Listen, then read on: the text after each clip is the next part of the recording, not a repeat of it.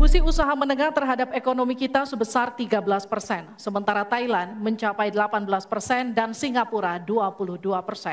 Pertanyaannya, bagaimana strategi paslon meningkatkan investasi untuk usaha menengah dan mendorong usaha kecil naik kelas?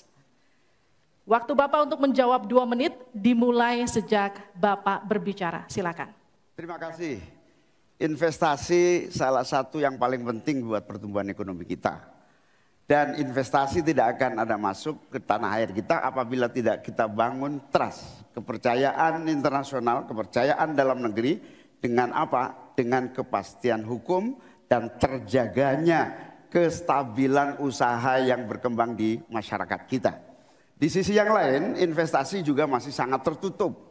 Kita ingin investasi ini begitu terbuka dan tidak hanya berkonsentrasi kepada investasi yang menumpuk pada sektor-sektor tertentu atau padat modal.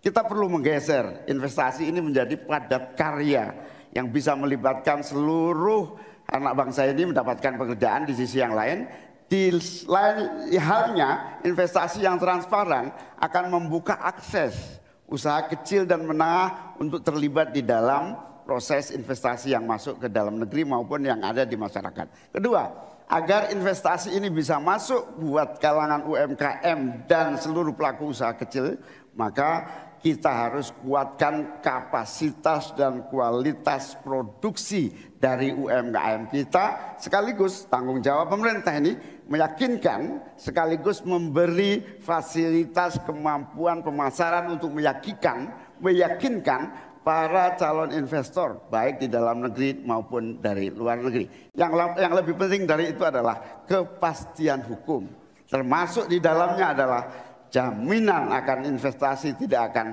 disalahgunakan atau tidak menjadi beban baru, dalam artian investasi mengandung kecurigaan kerugian yang itu diakibatkan kepercayaan yang menurun.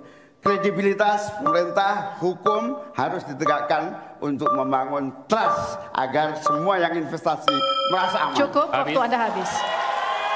Terima kasih.